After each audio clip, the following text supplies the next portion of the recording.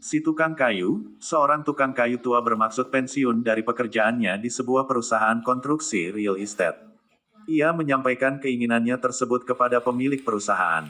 Tentu saja, karena tak bekerja, ia akan kehilangan penghasilan bulanannya, tetapi keputusan itu sudah bulat. Ia merasa lelah. Ia ingin beristirahat dan menikmati sisa hari tuanya dengan penuh kedamaian bersama istri dan keluarganya. Pemilik perusahaan merasa sedih kehilangan salah seorang pekerja terbaiknya.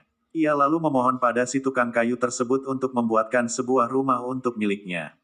Tukang kayu mengangguk menyetujui permohonan pribadi pemilik perusahaan itu.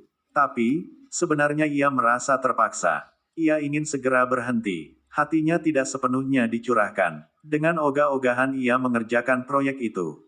Ia cuma menggunakan bahan-bahan sekedarnya. Akhirnya selesailah rumah yang diminta.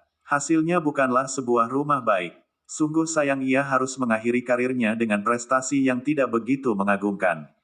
Ketika pemilik perusahaan itu datang melihat rumah yang dimintainya, ia menyerahkan sebuah kunci rumah pada si tukang kayu.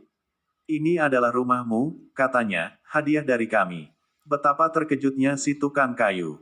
Betapa malu dan menyesal. Seandainya saja ia mengetahui bahwa ia sesungguhnya mengerjakan rumah untuk dirinya, ia tentu akan mengerjakannya dengan cara yang lain sama sekali. Kini ia harus tinggal di sebuah rumah yang tak terlalu bagus hasil karyanya sendiri. Itulah yang terjadi dalam kehidupan kita. Kadangkala, banyak dari kita yang membangun kehidupan dengan cara yang membingungkan. Lebih memilih berusaha ala kadarnya ketimbang mengupayakan yang baik. Bahkan, pada bagian-bagian terpenting dalam hidup kita tidak memberikan yang terbaik.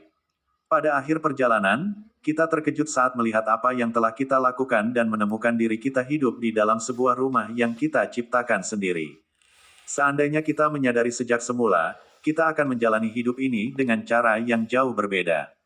Renungkanlah rumah yang sedang kita bangun. Setiap hari kita memukul paku, memasang papan, mendirikan dinding dan atap. Mari kita selesaikan rumah kita dengan sebaik-baiknya seolah-olah hanya mengerjakannya sekali saja dalam seumur hidup. Biarpun kita hanya hidup satu hari, maka dalam satu hari itu kita pantas untuk hidup penuh keagungan dan kejayaan. Apa yang bisa diterangkan lebih jelas lagi? Hidup kita esok adalah akibat dari sikap dan pilihan yang kita perbuat di hari ini. Hari perhitungan adalah milik Tuhan, bukan kita, karenanya pastikan kita pun akan masuk dalam barisan kemenangan.